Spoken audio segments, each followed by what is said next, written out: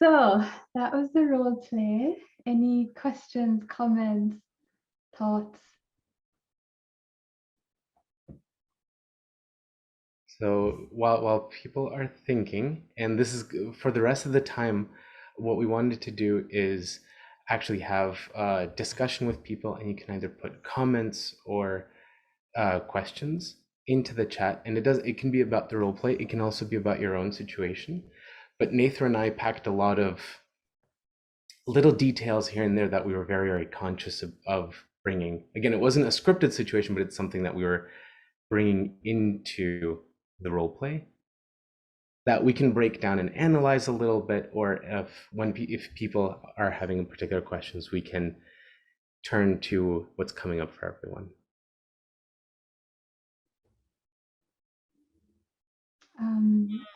I'm just reading the things that are coming up in the chat, and there was a question from Leonel about isn't it sometimes good to question ourselves and to be questioned by our closest friends, because we might be doing something that damages us in our relationships. Although getting a thicker skin might is bad advice, I guess. So absolutely, I think, I believe that I don't have a 360-degree view of everything that's happening in my relationships, which is precisely why I turn to my friends who can give me a different perspective. And for me, the thing that is really useful is to first have an experience of being understood and heard, because there's something really soothing and healing, and I have that sense of togetherness. And when my own nervous system has calmed down a little bit, then I can actually be receptive to a perspective that's different from my own. And so as both a practitioner and a person and as an instructor, I've really found that advice and suggestions are of course really helpful, but they're most helpful, I've seen, when that comes from a place of first understanding where the other person's coming from. Does that make sense?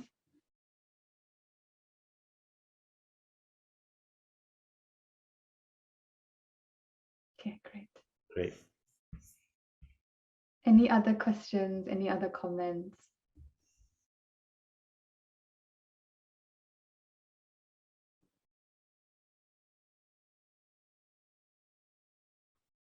And feel free to also note down any observations that you have on what was present in the second round of the role play that wasn't present in the first round of the role play.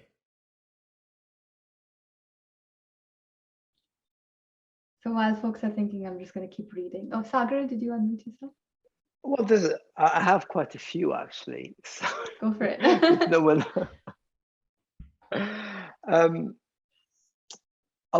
I was surprised at the way Yuri started, where he was quite blaming himself. So which I thought was a curious place to come from. Now, he could have come from a place of sadness, but he actually called himself a jerk. Yes. And I know you're improvising this and that. And I did wonder, was that intentional? Was that it just came out that way? Because I did wonder whether self-blame was the best strategy to establish connection with someone else that they are themselves needing empathy. So I wondered about that step, how, if it was a conscious step or it just happened that way. It wasn't a conscious in the sense that, oh, I need to call myself a jerk or to blame myself in order to create connection. For me, where that was coming from is, and this is real, but having many conflicts where they started off, a conflict can start off as a friendly conversation, and then it just spirals out of control completely. Mm-hmm. And it's not that anyone's out there actively trying to be mad or angry at each other. It's just, it kind of happens by accident. And then it's when you have And then, and then it was me remembering, the following day or maybe an hour thinking like, why did I say all of that stuff? That was so stupid to say. And then Yeah. coming back with that sort of energy Yeah. to the conversation. It's not, Yeah. and I think obviously it's not the best strategy to create connection. And I think the actual connection was something that evolved over time in the second Mm. round. We didn't start Hmm. there. It was something that we built towards Yeah. Yeah. until Yeah. it kind of came to a head at the very end. Yeah. Hmm. And I wouldn't say it was an obstacle as well. It just surprised me. And Hmm. I think it seemed Yeah. just very human to acknowledge that was a real jerk yesterday. I'm sorry about that. I find it quite refreshing. And this is the thing, Sagar. I think that sometimes, like, for instance, I teach and facilitate workshops on nonviolent communication, and a lot of people become very focused on the language of speaking nicely, or Hmm. of doing it right, Hmm. to the point that sometimes you can sound like a robot rather Hmm. than like a person Yeah. who's experiencing their feelings in a very messy way. And Yeah. I think that my experience was that Yuri sort of threw himself into the mess, Yeah. and figured out it'll get cleaned up. And for me as the listener, the feeling that came was like he acknowledged the impact. Uh-huh. And there was something about the way he started that for me was like, you recognize that the thing you said and did not feel good for me to hear. Yeah. And so I think of repair as a very messy, messy process where you have like your intentions as a compass and your language becomes, what Hmm. it is. Hmm. Does that Hmm. make sense, Sagra? No, totally. And because the intention was one of acknowledging, listen, I see what the consequences of my actions, and now I'm moving towards you to repair. One can say, not be NVC polished, and it works because the intention is of connection. So Right. yeah, now I get it totally. So I'll leave um, it there and see what other yes, people come up with, and then I'll have some other stuff. sounds good. So there was a question from DORL, and Leah also asked, what do you do when this is a one-way process where one person is doing the work of listening and the other person is not? This is one of the most common questions that we've been asked in our class. And we've actually worked with a number of people who came to our classes saying, I am the one always giving empathy. When do I get to be heard? What do I do when the other person is not on board with doing the same thing for me that I do for them? And I think this is one of the most painful experiences to be in, this one-way street of listening.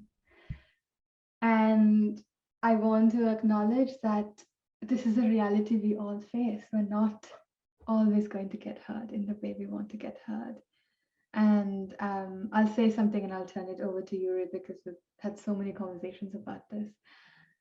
The thing that I find really valuable is to first go to someone who can hear you in the way you want to be heard, and to receive as much care and empathy as you can from a person who can full-heartedly give it to you, so that you're going into the situation not with a sense of depletion.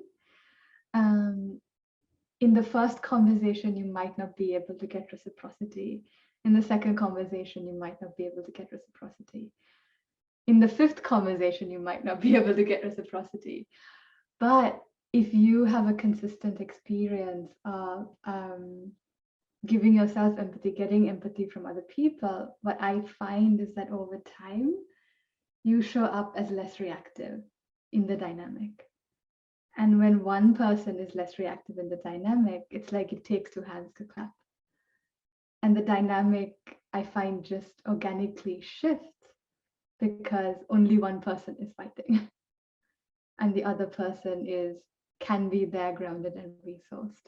And I can tell you from my own life, this is how I came to NVC, that I had a number of conflicts with people. I was someone who just did not get heard.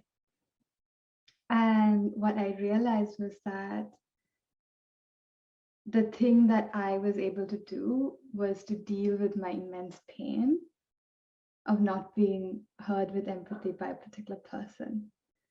And then to go to them eventually and say the words I said to Yuri. I really care about you. It's so important to me that you and I have connection. And the thing I most want is to feel heard. And when I feel heard, I feel care. And after, saying this over and over and over again and refusing to fight and drawing boundaries, I can say that in at least 5 relationships in my life, I now have the connection I want. But it took a long time and it took a lot of care and a lot of empathy from people who could give me that. But there's a whole course that will work through these things, but that's a snapshot of an answer. But Yuri, I want to turn into you.